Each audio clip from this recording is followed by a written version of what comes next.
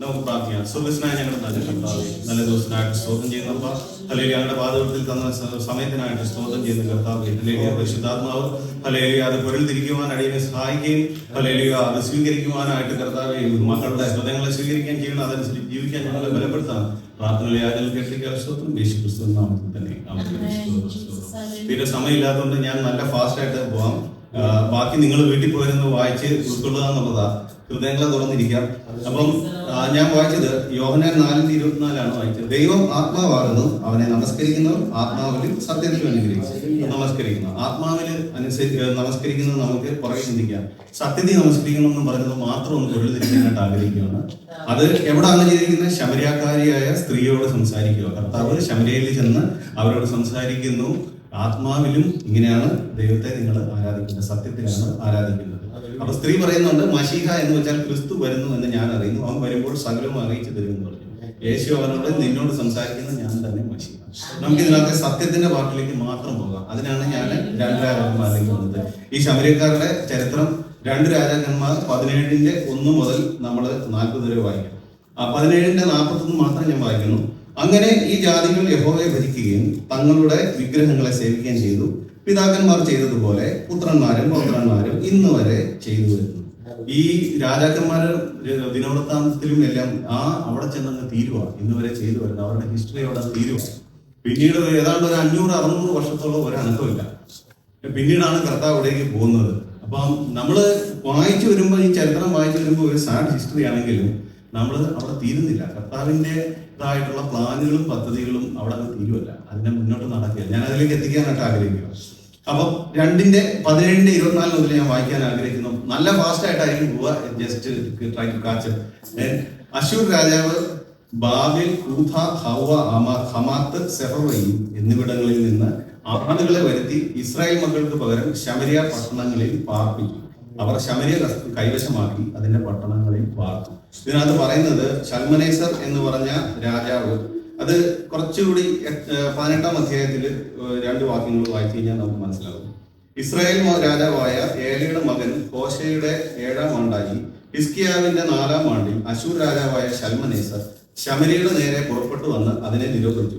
3 സംവത്സരം കഴിഞ്ഞ ശേഷം അവർ അത് പിടിച്ചു. ഹിസ്കിയാവിന്റെ 6-ാം ആണ്ടിൽ ഇസ്രായേൽ രാജാവായ ഹോശയുടെ 9-ാം ആണ്ടിൽ തന്നെ ശമരിയ പിടിക്കപ്പെട്ടു. അശൂർ രാജാവ് ഇസ്രായേലിനെ അശൂരിലേക്ക് പിടിച്ചു കൊണ്ടുപോയി ഫലഹിലും ഗോസാൻ നദീതീരത്തുള്ള ഹാബോരിലും മേദ്യരുടെ പട്ടണങ്ങളിലും പാർപ്പിച്ചു. ഇവരെ പിടിച്ചുകൊണ്ട് പോയി. കുറച്ചുപേരെ ശമരിയയിലുള്ള 2 രാജ്യങ്ങളുണ്ടായി. ശലോമോന് ഒരുപാട് ഭാര്യമാരുണ്ടായിരുന്നു. 700 ഭാര്യമാരും 300 വെപ്പാട്ടുമാരും ഉണ്ടായിരുന്നു. എല്ലാ രാജ്യത്തുള്ള എല്ലാവരെയും കല്യാണം കഴിച്ചു. അങ്ങനെ വഴിയെ പോയവരെല്ലാം സ്നേഹിച്ചു. കാരണം ഉണ്ടായ പ്രശ്നം, പിന്നീട് ഉണ്ടായിരുന്ന ഭാര്യമാരിൽ ഒരുപാട് ശലോമോൻ ഉണ്ടായിരുന്ന പല ഭാര്യമാരിൽ ഉണ്ടായി വന്ന മക്കള് അവരുടെ അമ്മമാരുടെ സ്വഭാവം അനുസരിച്ചാണ് അവർ ജീവിച്ചു വന്നത്. ചിലര് മഹാവിഗ്രഹാരാധികളായി തീർന്നത് എന്താന്ന് വെച്ച് കഴിഞ്ഞാല് അമ്മമാരെ അധികാരികളായിരുന്നു. യഹൂദ രാജാക്കന്മാരുടെ അമ്മമാര് അവര് നന്നായിട്ട് പിള്ളേരെ വളർത്തി. ഞാൻ പിന്നീട് ഈ സാധനം ഞാനൊരു 9 ഇൻസ്റ്റൻസസ് എങ്കിലും ഞാൻ എഴുതി വെച്ചിട്ടുണ്ട്. സമയമില്ലാത്തതുകൊണ്ട് ഞാൻ മുന്നോട്ട് പോകുക. നമ്മുടെ പിള്ളേരെ മര്യാദയ്ക്ക്, പ്രത്യേകിച്ച് അമ്മമാര് വളർത്തണമെന്ന് പ്രൂവ് ചെയ്യാൻ വേണ്ടി മാത്രം അത് നമ്മൾ എങ്ങനെയാണ് നീങ്ങുന്നത്. അപ്പൊ ഈ രാജാവ് രഹബയാം വന്ന സമയത്ത് എന്ത് ചെയ്തു? രഹബയാം വന്ന സമയത്ത് ഈ 2ആയിട്ട് പിരിഞ്ഞു.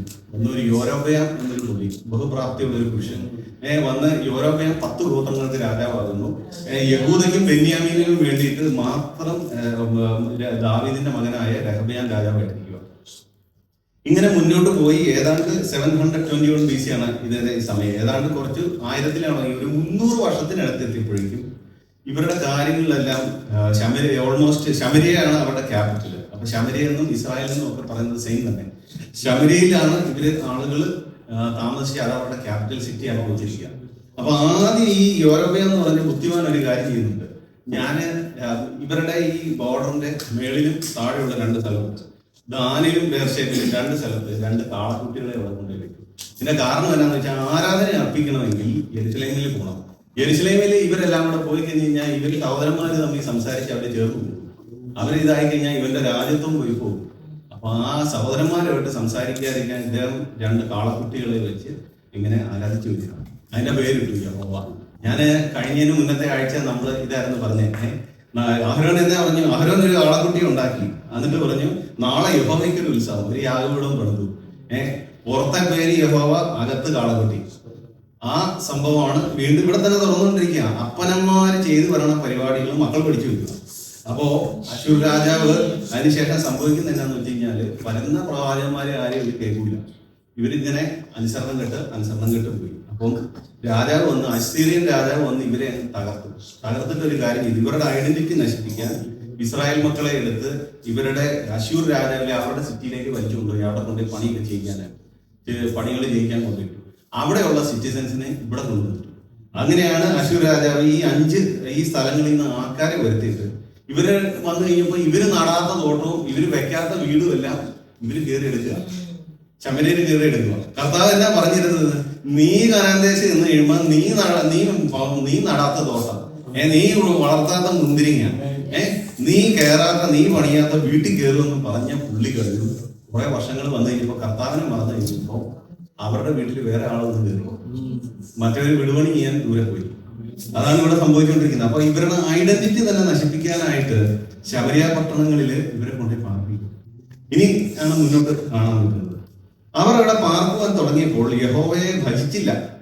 അതുകൊണ്ട് യഹോവ അവരുടെ ഇടയിൽ സിംഹങ്ങളെ അയച്ചു, അവരിൽ ചിലരെ കൊന്നുകളഞ്ഞു. ഇനി ഭജിക്കുക എന്ന വാക്ക്, ഇതിനകത്ത് ഒറ്റ വാക്കാണ് ഉപയോഗിച്ചിരിക്കുന്നത്, ഭജിക്കുക. താഴേക്ക് ഫിയർഡ് ദ ലോർഡ് എന്ന് ഇംഗ്ലീഷിൽ വായിച്ചു കഴിഞ്ഞാൽ ഒന്നുകൂടെ വായിക്കാം. At the beginning of their living there, they did not fear the Lord. Therefore the Lord sent lions among them, which killed some of them. ഇനി താഴോട്ടും ഫിയർ ഉണ്ട്. ഞാൻ ഫിയർ വരുന്ന ഭാഗങ്ങൾ വീണ്ടും വായിക്കാം. 31 വാക്യം അതുപോലെ കുറച്ച് താഴോട്ട് വായിച്ചു കഴിഞ്ഞാൽ അവർ 32 തൊട്ട് വായിക്കുന്നത്. They also feared the Lord and appointed from among themselves priests of 5 places who acted for them in the houses of 5 places. They feared the Lord and served their own gods. വേറെ എടുത്തിരിക്കുകയാണ്. To this day they do according to the earlier customs. They do not fear the Lord. രണ്ട് സ്ഥലത്ത് ഒരിടത്ത് പറയുന്നത് ഭജിക്കുന്നുണ്ട്. 33 വാക്യം പറയാണ് അങ്ങനെ അവർ യഹോവയെ ഭജിക്കുകയും, രണ്ടാമത്തെ 34 വാക്യത്തിൽ പറയുന്നു ഭജിക്കുന്നില്ല. രണ്ട് ടൈപ്പ് ഫിയർ ഉണ്ടെന്ന് ഇപ്പൊ എനിക്ക് മനസ്സിലായി. ഇതിനകത്ത് രണ്ട് ഫിയർ ഉണ്ട്. ഒരു ഫിയർ എന്ന് പറഞ്ഞാൽ ആദ്യത്തെ ഫിയർ, ഈ യഹോവയെ ഇവര് ഭജിച്ചില്ല. They did not fear the Lord. എന്താ കാരണം? ഈ നമ്മൾ വായിച്ച ഹിസ്കിയാവ് യഹൂദയെ വാഴുന്ന അതേ സമയത്ത് തന്നെയാണ് ഇവര് പ്രവാസത്തിൽ പോകുന്നത്. ഇവര് വന്ന സമയത്ത് എന്തുവാ, ഈ യഹോവയെ ആരാധിക്കണമെങ്കിൽ ഹിസ്കിയ രാജാവാണെങ്കിൽ എല്ലാം തല്ലി പൊളിച്ചു കളഞ്ഞു, നെഹുഷ്ഠാൻ അടിച്ചു പൊളിച്ചു കളഞ്ഞു, ഇരുന്ന് കരയുന്നു, ഉപവസിക്കുന്നു, പാവത്തിനായിട്ട് കിടന്ന് കരയുന്നു. മൊത്തം കരച്ചിലാണ് യഹോവയുള്ള സേവ. ഇവര് നോക്കിയപ്പോ ഇവർക്ക് അടിച്ചു പൊളിച്ച് ഡാൻസ് ഒക്കെ കളിച്ച് ഇവരുടെ ആരാധന. അപ്പൊ ഇവർക്ക് ഈ അയൽവക്കത്തുള്ള രാജ്യത്തുള്ളവരെ കണ്ടു കഴിയുമ്പം ഇവർക്ക് യഹോവ ഭയം ഉണ്ടായില്ല. എന്ത് യഹോവ ഞങ്ങൾ നാണ്ട അടിപൊളിയായിട്ട് വന്നു, നിങ്ങളുടെ വീട്ടിൽ ഞങ്ങൾ കയറി പാർത്തോണ്ടിരിക്കും, നിങ്ങൾ കിടന്ന് കരഞ്ഞിട്ട് എന്തെങ്കിലും പ്രയോജനം ഉണ്ടായോ? നിങ്ങൾ കരഞ്ഞിട്ട് നിങ്ങളെക്കാളും ഞങ്ങൾ നല്ല അടിപൊളി വെല്ലെ കളിച്ച് ഞങ്ങൾ ആരാധിച്ചിട്ട് ഞങ്ങൾ നിങ്ങളുടെ സാധനങ്ങൾ എടുത്ത് സുഖിച്ചിരിക്കുക. ഇങ്ങനെ അതുകൊണ്ടാണ് അവര് യഹോവയെ ഭജിച്ചില്ലെന്നത്. ഈ ഭജിച്ചില്ല അഥവാ പേടിച്ചില്ല, this is complete disregard for God. ഇവർക്ക് യഹോവ എന്നത് അവർക്കൊരു പരിഹാസ വിഷയവും ഡിസ്റിഗാർഡിന്റെ വിഷയമാണ്. എന്നതുകൊണ്ടാണ് അതുകൊണ്ട് കർത്താവ് എന്ത് ചെയ്തു? അവരുടെ ഇടയിൽ സിംഹങ്ങളെ അയച്ച് അവരിൽ ചിലരെ കൊന്നുകളഞ്ഞു. അപ്പോൾ അവർ അശൂർ രാജാവിനെ അറിയിച്ചത്, നീ കുടി നീക്കി ശമരിയ പട്ടണങ്ങളിൽ പാർപ്പിച്ച ജാതികൾ ആ ദേശത്തിലെ ദൈവത്തിന്റെ മാർഗം അറിയായതുകൊണ്ട് അവൻ അവരുടെ ഇടയിൽ സിംഹങ്ങളെ അയച്ചു. അവർ ആ ദേശത്തിലെ ദൈവത്തിന്റെ മാർഗം അറിയായകയാൽ അവരെ കൊന്നുകളഞ്ഞു. എനിക്ക് ഒരു കാര്യം ഇത് വായിച്ചപ്പം എനിക്ക് തോന്നിയത്, 400 വർഷം താമസിച്ച ദൈവത്തിന്റെ മക്കൾക്ക് മനസ്സിലായില്ല ദൈവം ഇത് ചെയ്യുന്നതുകൊണ്ടാണ് ഞങ്ങൾക്ക് ന്യായം വരുന്നത്. എന്നാൽ വന്ന് കുടിവാർത്തവൻ 4 മാസം താമസിച്ചപ്പോൾ മനസ്സിലായി ഈ സിംഹം വന്ന് അടിക്കുന്നത് ദൈവം കൊണ്ടാണ്. നമ്മുടെ പലപ്പോഴും എന്നാന്നറിയോ, സുവിശേഷവും പ്രവചനങ്ങളും കേട്ട് തഴമ്പിച്ച് കഴിയുമ്പോൾ നമുക്ക് സെൻസിറ്റിവിറ്റി കുറയും. പുതിയതായിട്ട് വന്ന് കയറിയവന് സെൻസിറ്റിവിറ്റി അവനുണ്ട്. സിംഹം എന്ന് കയറി അടിച്ചിട്ടെന്ന് വെച്ചാൽ പട്ടണങ്ങളില്ല, കാട്ടിൽ കിടക്കുന്ന സിംഹം സിറ്റി കൂടെ നടന്ന് ആരക്കാരെ അടിച്ചു കൊല്ലുന്നു. അതാണ് അതിന്റെ വഴിയെ പോകുന്നു. ഇവർക്കത് കണ്ടു കഴിഞ്ഞപ്പോൾ മനസ്സിലായി, ഓക്കെ ഇവിടെ ദൈവത്തിന്റെ ഒരു വിഷയമുണ്ട്. ഇവിടുത്തെ ദൈവത്തെ നിങ്ങൾ ഭജിക്കാത്തതുകൊണ്ട്, ഞങ്ങൾ ഫിയർ ചെയ്യാത്തതുകൊണ്ടാണ് ഞങ്ങൾക്ക് സിംഹങ്ങൾ ഇവിടെ അടച്ചിരിക്കുന്നതെന്ന് അവർക്കൊരു ബോധമില്ല. എന്നാൽ അവിടെ പൂജയും ചെയ്ത് കർമ്മവും ചെയ്ത് യഹോവയെ കാളക്കുട്ടിയെ വെച്ച് ആരാധിച്ച പുള്ളിക്ക് ഇതുവരെ പിടിയിട്ടില്ല. എനിക്ക് കിട്ടുന്ന അടി ഞാൻ പ്രവാസത്തിൽ പോകുന്നതും എന്റെ നീരവും എന്റെ തോട്ടവും വേറെ ആൾക്കാർ അനുഭവിക്കുന്നതും ഞാൻ അവരെ വിട്ടുകൊണ്ടാണ് സാധിക്കുന്നത്.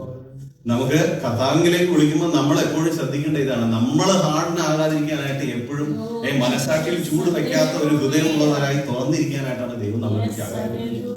ഇനി മുന്നോട്ട് പോകാം. ഇനിയും പറയണമെന്ന് ആഗ്രഹമുണ്ടെങ്കിൽ സമയമില്ലാതെ ഞാൻ ഫാസ്റ്റ് ആയിട്ട് പോവുക. അതിന് അശ്വർ രാജാവ്, നിങ്ങൾ അവിടെ നിന്ന് കൊണ്ടുവന്ന പുരോഹിതന്മാരിൽ ഒരുത്തനെ അവിടേക്ക് കൊണ്ടുപോകുകയും അവൻ അവിടെ ചെന്ന് അവിടെ പാർക്കുകയും അവൻ ആ ദേശത്തെ ദൈവത്തിന്റെ മാർഗം അവരെ ഉപദേശിക്കുകയും ചെയ്തിട്ടുണ്ട്. അപ്പൊ പറയാ, ഈ ശമരിയിൽ നിന്ന് കൊണ്ടുവന്ന ഒരു പാസ്റ്റർ ഉണ്ട്, അതിൽ ഒരുത്തിനെ അവിടെ കൊണ്ടുപോയി പുള്ളി പരിപാടി പഠിക്കട്ടെ. അപ്പൊ മാർഗം എന്ന് പറഞ്ഞാൽ കഷ്ടം. ഇവര് പറയാ, ഇവിടുത്തെ കഷ്ടം ഞങ്ങൾക്ക് അറിയാത്തതുകൊണ്ടാണ് ദൈവം ചെയ്യുന്നത്. പക്ഷെ ഇവർക്ക് ഒരു കാര്യം അറിയത്തില്ല. അവരുടെ കഷ്ടം പഠിപ്പിച്ചു, but there was no contrition of the heart. നമ്മുടെ ഹൃദയത്തിന്റെ നുറുക്കമാണ് കസ്റ്റമിനേക്കാളും വലുതെന്നുള്ളത് മനസ്സിലാക്കിയിട്ടില്ല. ഭക്തിയുടെ ഒരു വേഷം ധരിച്ചു, പക്ഷെ അതിന്റെ ശക്തി ഇതിനകത്ത് ഉണ്ടായിരുന്നില്ല. അത് ഹൃദയ നുറുക്കത്തിലാണ് നമ്മുടെ ഭക്തിയുടെ ശക്തി വരാനായിട്ട് തരുന്നത്.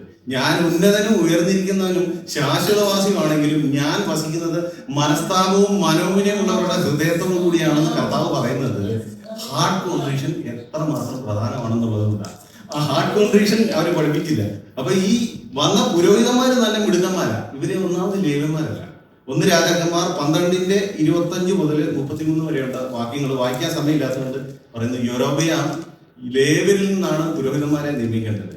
ലേവ്യരിൽ നിന്ന് ഇല്ലാത്തത് കൊണ്ട് ഇവർക്ക് യൊരോബെയാം തോന്നിയ ആളുകളെ എല്ലാം പിടിച്ച് പുരോഹിതനാക്കി. അപ്പൊ ഇവരൊക്കെ അറിയാവുന്ന രീതിയിലാണ് അവര് ചെയ്തുകൊണ്ടിരിക്കുന്നത്. അപ്പൊ ഇദ്ദേഹം എന്ത് ചെയ്തു? അങ്ങനെ അവർ ശമരിയിൽ നിന്ന് പോയിരുന്ന പുരോഹിതന്മാരിൽ ഒരുത്തം വന്ന് ബഥേലിൽ പാർത്ത് യഹോവയെ ഭജിക്കേണ്ടുന്ന വിധം അവർക്ക് ഉപദേശിച്ചു. കഷ്ടം എങ്ങനെയാണ് ഈ കഷ്ടം? അപ്പൊ ഇങ്ങനെ വരണം, ഒരു യാഗപീഠം ഉണ്ടാകും, ഇതിന്റെ കാളക്കുട്ടി ഉണ്ടാകും.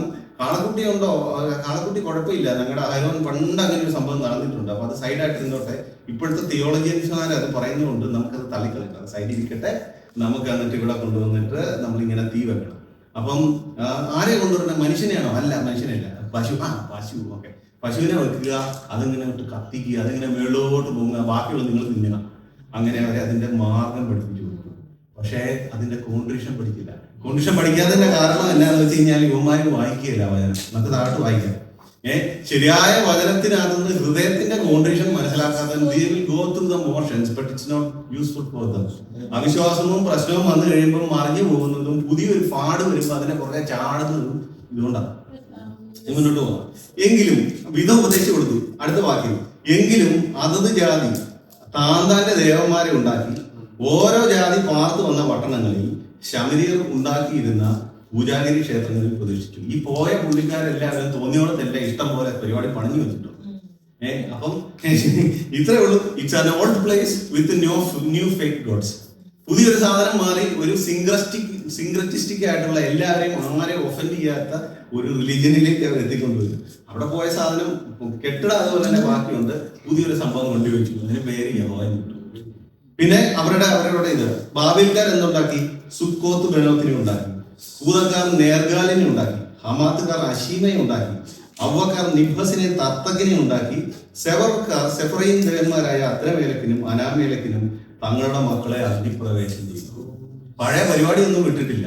അദ്രമേലക്കിനും അനമേലക്കിനും ഒക്കെ സ്വന്തം കുഞ്ഞുങ്ങളെ കൊണ്ടുപോയി കത്തിക്കരിച്ച് കളയാണ് ഇവിടെ പരിപാടി. അപ്പൊ യഹോവയെ ഭരിക്കേണ്ടുന്ന വിധവും നടത്തി, സൈഡായിട്ട് ഇത് നടത്തി. ഈ അദ്രമേലക്കും അനാമേലക്കും ഒക്കെ നമ്മളിലും ഉള്ള ആളുകളൊക്കെ തന്നെയാണ്. നമ്മളെ പറ്റി ഒന്ന് സ്വയമായിട്ടൊന്ന് പരിശോധിച്ചാൽ മതി. സമയമില്ലെങ്കിലും ചെറുതായിട്ടൊന്ന് പറയാം. ഈ സുക്കോത്ത് ബെനോത്ത് എന്ന് പറഞ്ഞാൽ ടെൻസ് ഓഫ് ദ ഡോട്ടേഴ്സ് എന്നർത്ഥം, കൂടാരത്തിന്റെ പുത്രിമാർ. അത് കേട്ട് കഴിഞ്ഞാൽ നമുക്ക് മനസ്സിലാവും എന്താണ് അവരുടെ ആരാധന നടക്കുന്നത്. അടുത്തത് ഒരു the men of Cuth made Nergal. Nergal എന്ന് പറഞ്ഞ ഒരു ആട്ടിൻഭൂതമാണ്. അവന്റെ തല ബാൾഡായിട്ടുള്ള കഷണ്ടിയായിട്ടുള്ള ഒരു ആട്, ഒരു മുട്ടനാട്, കയ്യും കാലും എല്ലാം ഇതിന്റെ. അങ്ങനെ ഒരു സാധനം ഇടിക്കാനായിട്ട് നല്ല കഴിവുള്ള പുള്ളിയാണ്. പല ആൾക്കാരും ചെമ്മരിയാടല്ല, കർത്താവ് പറഞ്ഞില്ലേ കോലാടിനെ മാറ്റി വെക്കും എന്ന് പറഞ്ഞു കഴിഞ്ഞാല് എല്ലാ സഭകളിലും ഉള്ള പോലെ തന്നെ നല്ല കുത്തു കൊടുക്കുന്ന ആടുകളുണ്ട്. അപ്പം അതൊന്നും. ഇനി മുന്നോട്ട് പോയി കഴിഞ്ഞ് കഴിഞ്ഞാല് ഞാൻ അദ്രമേലക്കിനെ ശരിക്കും പഠിച്ചു. ഈ അദ്രമേലക്ക് എന്താ പറഞ്ഞു കഴിഞ്ഞാൽ കാഴ്ചക്ക് ഒരു പീക്കോക്കാണ്. പുള്ളിക്ക് നല്ല പീലിയെല്ലാം കൊടുത്തിരിക്കുന്നത്, ഭയങ്കര കാണാൻ ഭയങ്കര സ്റ്റൈലുമാണ്, ഭയങ്കര ഇതാണ്, വളരെ വളരെ ആകർഷകമായ സംസാരം. പക്ഷെ ഇവന്റെ അടുത്തോട്ട് ചെന്ന് ആത്മാവിൽ വിവേചിച്ച് കഴിയുമ്പം ഇവന്റെ കാലന്നേരം കാണാൻ പറ്റത്തുള്ളൂ. കാല് നല്ല പട്ടിയുടെ കൂട്ടി ഇങ്ങനെ നീണ്ടിരിക്കുന്ന നഖമെല്ലാം തലമുറയെല്ലാം നീണ്ടിരിക്കും. അടുത്തോട്ട് ചെല്ലുമ്പോഴേ മനസ്സിലാവത്തുള്ളൂ.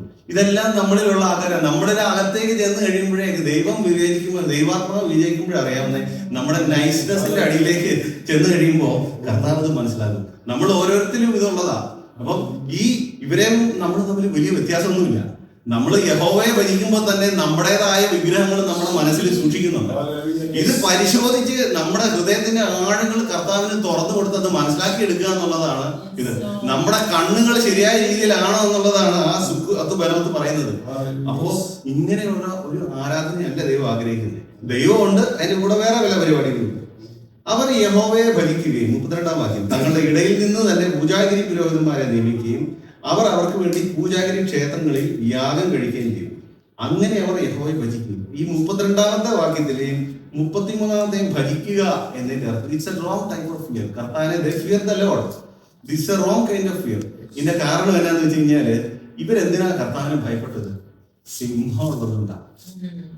ആ ഇൻകൺവീനിയൻസ്, തനിക്ക് വേണ്ട ആവശ്യം, എനിക്ക് സിംഹത്തിൽ നിന്ന് രക്ഷ നേടണമെന്നുള്ളതുകൊണ്ടാണ്. കർത്താവിനോട് സ്നേഹമുള്ളതുകൊണ്ടാണ്. This is the wrong sort of fear. ഇത് 34 ഇന്ന് വരെയും അവർ മുമ്പിലത്തെ മര്യാദ പ്രകാരം തന്നെ ചെയ്യുന്നു, യഹോവയെ ഭജിക്കുന്നില്ല. അപ്പൊ ഈ മുമ്പിലത്തെ മര്യാദ എന്ന് പറഞ്ഞാല് ഒരു ഫേക്ക് കൺവേർഷൻ ആണ് ഇവിടെ നടന്നേക്കുന്നത്. മുമ്പിലത്തെ മനുഷ്യൻ മരിക്കാത്ത ഒരു ആരാധന ഒരു കള്ള ആരാധന. It's a fake conversion and it's a fake worship. True worship എന്ത് ചെയ്യും? Fake worship is സിൻക്രറ്റിസ്റ്റിക്.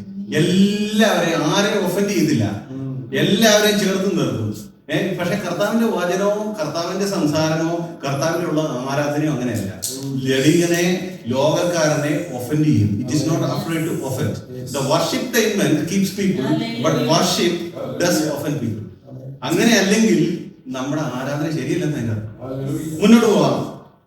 അപ്പോ ഈ 34-ലും 32-ലുള്ള ഭജിക്കുക, the fear of the Lord is the wrong kind of fear because of consequences. This sort of fear associate other gods along with the true God. വേറൊരു കാര്യം 41-ാമത്തെ വാക്യത്തിൽ വായിച്ചു കഴിഞ്ഞാൽ, അങ്ങനെ ഈ ജാതികൾ യഹോവയെ ഭജിക്കുകയും തങ്ങളുടെ വിഗ്രഹങ്ങളെ they served other idols. This wrong kind of fear has no service. നന്ദിയോടുകൂടിയ സർവീസ് ദൈവത്തോടില്ല. മനസ്സിലായോ? നമ്മുടെ ശരിയായ ജീവിതം എങ്ങനെയാ? കർത്താവിന്റെ it's a grateful service to the Lord. കർത്താവ് നമ്മളെ നീതീകരിച്ചതിന് ശേഷമുള്ള അടുത്ത സെക്കൻഡ് തൊട്ട് the life is a life of gratitude. It's a life of serving. നമ്മുടേതായ അംഗങ്ങൾ കർത്താവിനാണ്, നമ്മുടെ അവയവങ്ങൾ കർത്താവിനാണ്, നമ്മുടെ കൈയും കാലും നടപ്പും നോട്ടവും ചിന്തകളും എല്ലാം കർത്താവിന് കൊടുക്കുന്നതാ. അതാണ് the right kind of fear. Right kind of fear നമ്മൾ കാണിക്കാം. 34-ാമത്തെ വാക്യത്തിൽ പറയുന്നുണ്ട്, അവർ യഹോവയെ ഭജിക്കുന്നില്ല. ആ fear that is the right. അതിലെന്തൊക്കെയുണ്ട്? തങ്ങളുടെ സ്വന്തം ചട്ടങ്ങളെയും മാർഗവിധികളെയും യഹോവ ഇസ്രായേൽ എന്ന് പേര് വിളിച്ച് യാക്കോബിന്റെ മക്കളോട് കൽപ്പിച്ച ന്യായപ്രമാണത്തെയും കൽപ്പനയും ആകട്ടെ അനുസരിച്ച് നടക്കുന്നില്ല. ഇത് വായിച്ചാലല്ലേ അനുസരിക്കാൻ പറ്റുള്ളൂ. മനസ്സിലായോ? അപ്പൊ വീണ്ടും മുന്നോട്ട് പോവാ. ജെനുവിൻ വർഷിപ്പിന്റെ അഞ്ച് ക്വാളിറ്റീസ് നമ്മൾ മുന്നോട്ട് കാണാം. യഹോവ അവരോടൊരു നിയമം ചെയ്ത് കൽപ്പിച്ചു തന്നാൽ, കർത്താവിന്റെ കോവനന്റ് ആണ് കേട്ടോ, ഞാൻ നിന്നോട് വിശ്വസ്തനായിരിക്കുന്നുണ്ട്. കൽപ്പിക്കുകയാണ്, നിങ്ങൾ അന്യ ദൈവങ്ങളെ ഭജിക്കുകയും അവയ്ക്ക് യാഗം കഴിക്കുകയും ചെയ്യാതെ നിങ്ങളെ മഹാശക്തി കൊണ്ടും നീട്ടിയ ഭുജം കൊണ്ടും മിസ്രൈം ദേശത്തു നിന്ന് കൊണ്ടുവന്ന യഹോവയെ മാത്രം ഭജിക്കുകയും അവനെ മാത്രം നമസ്കരിക്കുകയും, രണ്ടാമതായ അവനെ മാത്രം യാഗം കഴിക്കുകയും വേണം. 3 ഇതാണ്, it is exclusive. The right sort of worship to the true god is quite exclusive. അത് വേറെ കൂടെ വേറെ അസോസിയേറ്റ്സ് ഒന്നുമില്ല. അടുത്ത 4-ാമത്തെ ക്യാരക്ടറിസ്റ്റിക് നമ്മൾ നോക്കിക്കഴിഞ്ഞാൽ, അവൻ നിങ്ങൾക്ക് എഴുതി തന്ന ചട്ടങ്ങളെയും ന്യായങ്ങളെയും ന്യായപ്രമാണത്തെയും കൽപ്പനയെയും നിങ്ങൾ എല്ലാ നാളും പ്രമാണിച്ച് നടക്കണം, അന്യ ദൈവങ്ങളെ ഭജിക്കരുത്. അപ്പൊ 4-ാമത്തെ ട്രൂ വർഷിപ്പിന് ഇതെന്നാന്ന് അറിയാം, പറഞ്ഞ വചനം കേട്ടനുസരിച്ച് ജീവിതം അതനുസരിച്ച് പ്രമാണിച്ച് നടക്കുന്നതാണ്. അടുത്തത്, ഞാൻ നിങ്ങളോട് ചെയ്ത നിയമം നിങ്ങൾ മറക്കരുത്, അന്യ ദൈവങ്ങളെ ഭജിക്കുകയും വരുത്. 5-ാമത്തെ ഇത് ഒരു മറവില്ലാത്തതാണ് true worship. It keeps you in life long commitment. കർത്താവ് നമ്മളുമായിട്ടുള്ള കോവനന്റൽ റിലേഷൻഷിപ്പ് അതാണ്. അവൻ നമ്മൾ മരിക്കുന്നത് വരെയും നമ്മുടെ അതിനുശേഷമുള്ള ജീവിതത്തിലും കർത്താവിന് നമ്മളോടുള്ള കോവനന്റ് അത് മാറുന്നില്ല. അപ്പൊ കർത്താവ് പറയാം, നിങ്ങൾ അതുപോലെ തന്നെ ആയിരിക്കണം. ഇപ്പൊ ഈ പോയിന്റിൽ മാത്രം നിങ്ങൾ നിൽക്കുന്നതല്ല, ഇത് ലൈഫ് തീരുന്നത് വരെ മറക്കരുത്. ഇതാണ് കർത്താവ് പറയുന്നത്. അതാണ് these are the 5 qualities of genuine worship. കർത്താവിനെ മാത്രം ഭജിക്കുകയും മാത്രം നമസ്കരിക്കുകയും മാത്രം യാഗം കഴിക്കുകയും it's a life of sacrifice. അവൻ ചെയ്ത പ്രമാണങ്ങൾ, അവൻ പഠിപ്പിച്ച പ്രമാണങ്ങൾ വായിച്ച് പ്രാർത്ഥിച്ച് നടക്കുക എന്നത് അവന്റെ ആരാധനയോടുള്ള ഇതാണ്. അതായത് ശബ്ദമോ പാട്ടുകളോ കോലാഹലമോ അത് മാത്രമല്ല, അതെല്ലാം നല്ലതായിരിക്കുമ്പോഴും the true worship is very scriptural at its heart. അതിന്റെ കോറിൽ ഉള്ളത് അതിന്റെ സ്ക്രിപ്ചറാണ്. അന്യ ദൈവങ്ങളെ മറക്കരുത്, നിങ്ങളുടെ ദൈവമായ യഹോവയെ മാത്രം നിങ്ങൾ ഭജിക്കണം. 31-ാമത്തെ വാക്യം ഭയങ്കര ബ്യൂട്ടിഫുള്ളാണ്. എന്നാൽ ഈ 5 വർഷം പറഞ്ഞിട്ട് പറയാം, എന്നാൽ അവൻ നിങ്ങളെ സകല ശത്രുക്കളുടെ കയ്യിൽ നിന്ന് വിടുവിക്കും. ഇവരുടെ ഫേക്ക് ഫിയർ കൊണ്ട് നടന്ന ഒറ്റ കാര്യമുള്ളൂ, സിംഹം ഒഴിവായി. സിംഹം മാത്രമേ ഉള്ളത്. കർത്താവ് പറയാണ്, നിങ്ങളുടെ സകല ശത്രുക്കളും, അത് സിംഹം, ഇറ്റ്സ് നോട്ട് ജസ്റ്റ് ലയൺസ്. നിങ്ങൾ എന്റെ കൂടെ കോവന്റൽ റിലേഷൻഷിപ്പ് വിശ്വസ്തമായിട്ട് കൊണ്ടു നടന്നേ, ഞാൻ എല്ലാ കാര്യവും നന്നായിട്ട് നടക്കും.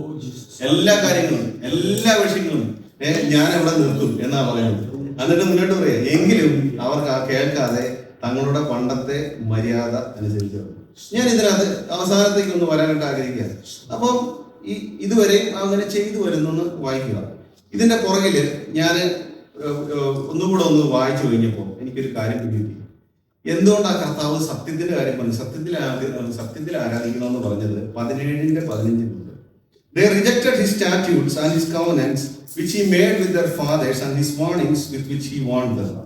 And they followed vanity and became vain and went after the nations which surrounded them. ഇങ്ങനെ പറയുന്നത്, അവർ വ്യാജത്തെ പിന്തുടർന്ന് വ്യർത്ഥന്മാരായി തീർന്നു. ഇതാണ് ഈ വ്യാജം, ഫേക്ക് വർഷിപ്പ് വ്യാജമാണ്. വ്യാജത്തെ പിന്തുടർന്നുകൊണ്ടാണ് അവര് വ്യർത്ഥന്മാരായി തീർന്നത്. അപ്പൊ ഈ ശമരിക്കാർ ഇങ്ങനെ ചെയ്തെന്നാണ് ആ സ്ത്രീയോട് പറയുന്നത്. നിന്റെ ആരാധന റൈറ്റ് ആയിരുന്നില്ല. May be you had the true heart, പക്ഷേ മുഴുവൻ അവന്റെ ചട്ടങ്ങളോ അവന്റെ കൽപ്പനകളോ അനുസരിച്ചുള്ളതായിരുന്നില്ല. നിനക്ക് നിന്റെ ജഡത്തിനോടുകൂടെ ചേർത്ത് കൊണ്ടുവരാനുള്ള ഒരു വർഷിപ്പായിരുന്നു നിന്റെ. അപ്പൊ കർത്താവ് അതുകൊണ്ടാണ് പറഞ്ഞേ, അവനെ ആരാധിക്കുമ്പോ സത്യത്തിൽ ആരാധിക്കണമെന്ന് പറഞ്ഞത്. ഈ പുള്ളികൾ പണ്ട് വ്യാജത്തിൽ ആരാധിച്ചുകൊണ്ടാണ്. ഇതാണ് വ്യാജത്തിലുള്ള ആരാധന. അങ്ങനെയാണ് കർത്താവ് ആഗ്രഹിക്കുന്നത്. നമ്മുടെ ഇന്ന് ഒരു ട്രൂ കൺവേർഷൻ ആണ്. It doesn't stay, the fake conversion stays to the old ways. പഴയ മനുഷ്യനെ ഒഴിവാക്കിക്കൊണ്ട് മുന്നോട്ട് നീങ്ങുന്നതാണ് റൈറ്റ് ടൈപ്പ് ഓഫ് വർഷിപ്പ് എന്ന് പറയുന്നത്. The right kind of worship will be of obedience, respect and faithful service. ഇതാണ് കർത്താവിനുള്ള ശരിയായ ഭക്തി, അല്ലെങ്കിൽ കർത്താവിനോടുള്ള ഭയം എന്ന് പറയുന്നത്. ഇതാണ്. അപ്പൊ ഞാൻ പിന്നെ ആലോചിച്ചു, ശരി, സിംഹങ്ങളെ നിർത്തി അവര് വീണ്ടും കണ്ടിന്യൂ ചെയ്യുന്നു. അതെന്തുകൊണ്ടാണ് ഞാൻ ചിന്തിച്ചു കഴിഞ്ഞപ്പോൾ ആണ് എനിക്ക് ഈ യോഹന്നാൻ 4 കർത്താവ് വെളിപ്പെടുത്തി തന്നത്. കർത്താവ് എന്താ അവിടെ അപ്പോഴും ഒരു ചെറിയൊരു ശേഷിപ്പുണ്ട്. ഈ ശേഷിപ്പാണ് സത്യം പറഞ്ഞു കഴിഞ്ഞാൽ കർത്താവ് ശമരിയിൽ ചെന്ന് ഞാൻ തന്നെ മശീഹയാണെന്ന് അവരോട് പഠിപ്പിക്കുമ്പോൾ അവർക്ക് ആ പഞ്ചഗ്രന്ഥം മാത്രമേ ഉള്ളൂ. ഈ 5 എണ്ണത്തിനകത്ത് ആവർത്തനം 18:13 മുതൽ 18 മോശ പറയുന്നുണ്ട്, എന്നെ പോലെ ഒരു പ്രവാചകനെ എഴുന്നേൽപ്പിച്ച് തരുമെന്ന്. ഇവർ ആ മശീഹയ്ക്ക് വേണ്ടിയിട്ട് അവർക്ക് സങ്കീർത്തനമില്ല, എത്രയോ ബ്യൂട്ടിഫുൾ ആയിട്ടുള്ള സങ്കീർത്തനമില്ല, പ്രവാചകന്മാരെ ഒന്നുമില്ല, ആകെ മോശയുടെ പഞ്ചഗ്രന്ഥമേ ഉള്ളൂ. അത് വായിച്ച് മനസ്സിലാക്കിയ ഒരു ചെറിയൊരു ശേഷിപ്പ് കർത്താവിനെ കാത്തിരിക്കുക 500-600 വർഷമായിട്ട്. കർത്താവ് ആദ്യം കൊണ്ട് ഞാൻ മശീഹയാണെന്ന് പറഞ്ഞ് കൊടുത്തത് വെളിവാക്കി കൊടുക്കുന്നത് ശമര്യരോടാണ്. കാര്യം അവരൊരു രാജാവിനെയല്ല കാത്തിരിക്കുന്നത്. അവർക്ക് രാജാവോ അവർക്കുണ്ടാവുന്ന ആ രാജ്യത്തിന്റെ പവറോ അല്ല പ്രശ്നം.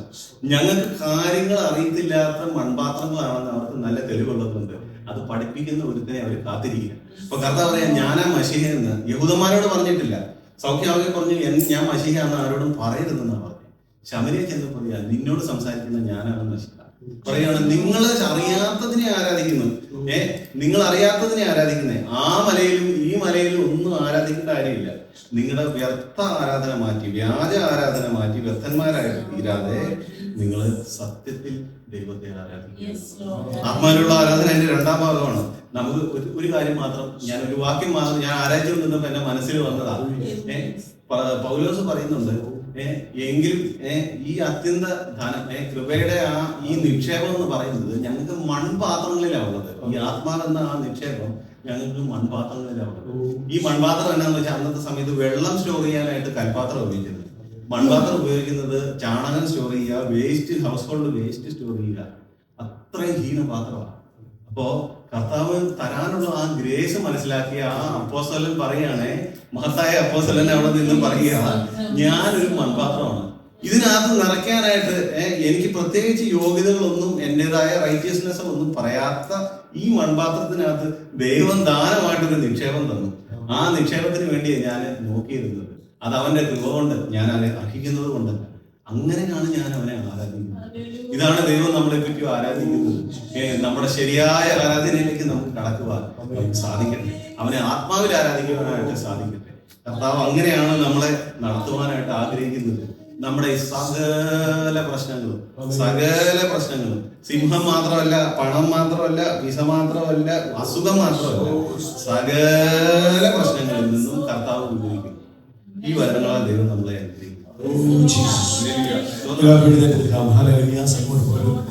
നിത്യജീവമൂലികൾ നിന്നിലുണ്ട് പാരനെ, നിത്യജീവമൂലികൾ ചെറുപടാം നിന്നെ വിട്ടിട്ടാടിയെങ്ങ് പോയി വസിക്കും, നിന്നെ വിട്ടിട്ടാടിയെങ്ങ് പോയി വസിക്കും. നീയല്ലോ ഞങ്ങൾക്കുള്ള ദിവ്യ സമ്പത്തേശുവേ, നീയല്ലോ ഞങ്ങൾക്കുള്ള ദിവ്യ സമ്പത്തേശുവേ. നീയെല്ലാം ഭൂവിലാഗ്രഹിപ്പാനാരുമേ, ഭൂവിലാശ്രയിപ്പാനാരുമേ.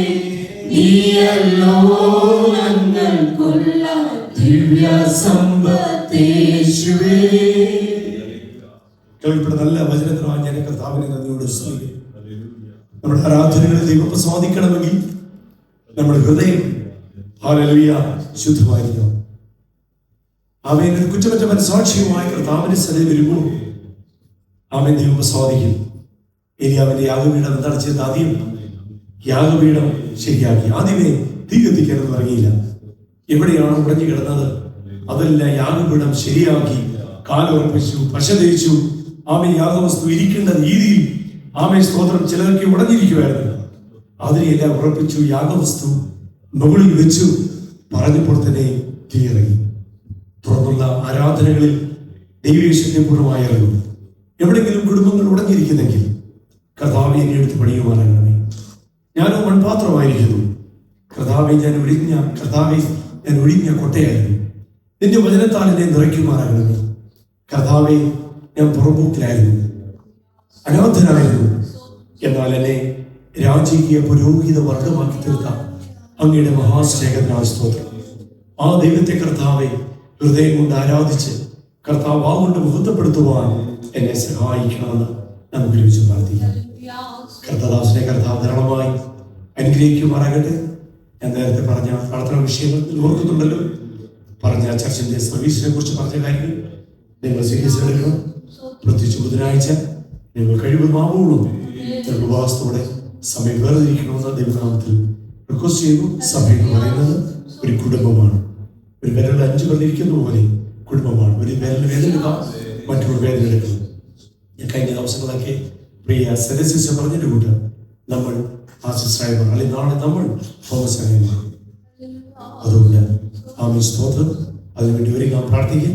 പ്രിയ സിനിൽ പ്രാർത്ഥിച്ച് അവസാനിക്കുന്നതായിരിക്കും. നല്ല ദൈവമേ, സ്വർഗീയ പിതാവേ, സ്തോത്രം ചെയ്യുന്നു. സാന്നിധ്യം ഞങ്ങളുടെ കൂടെ സമ്പന്നനായിട്ട് സ്തോത്രം ചെയ്യുന്നത് സാന്നിധ്യം അനുഭവിപ്പാൻ സ്തോത്രം ചെയ്യുന്നു.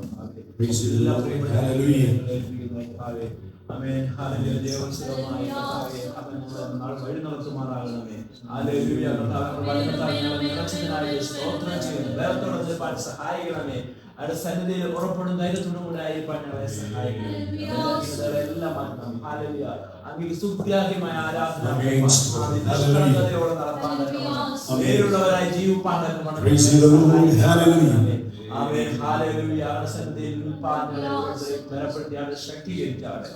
ഒരാഴ്ചക്കാലം ഞങ്ങളെ ഹല്ലേലൂയ കർത്താവ് ഞങ്ങളെ പോറ്റുന്നതിനായി പരിപാലിക്കുന്നതിനായി സ്തോത്രം ചെയ്യും. ആമേൻ. എല്ലാ വിഷയങ്ങളെ തിരുസന്നിധിയിൽ താഴ്ത്തിയിരിക്കുന്നു. അനുഗ്രഹിച്ച് വഴി നടത്തും. തിരുവുകളുടെ പുതിയ പ്രത്യാശയോടും മാനവത്വങ്ങളുടെ യേശുക്രിസ്തുവിന്റെ നാമത്തിൽ. ആമേൻ. പിതാവായ ദൈവത്തിന്റെ സ്നേഹവും പുത്രനായ യേശുക്രിസ്തുവിന്റെ കൃപയും വീണ്ടെടുപ്പും രക്ഷയും സമാധാനം പരിശുദ്ധാത്മ സഹവാസവും കൂട്ടായ്മയും നാം എല്ലാവരോടും പ്രാർത്ഥിച്ച സകല കാര്യങ്ങളോടും ഭൂമിയിലുള്ള സകല വിശുദ്ധന്മാരോടും ഇന്നുവരെ നേരിട്ട് ഉണ്ടായിരിക്കുമാറാകട്ടെ. ആമേൻ. യേശുക്രിസ്തു മുഖാന്തരത്തെ സന്ധ്യാസമയത്ത് ജയം തന്ന ദൈവത്തിന് സ്തോത്രം ചെയ്യാം. ഹല്ലേലൂയ, ഹല്ലേലൂയ, ഹല്ലേലൂയ. ആമേൻ. കർത്താവേ വേഗം വരണമേ. ഹല്ലേലൂയ.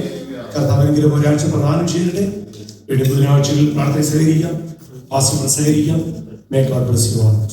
Hallelujah.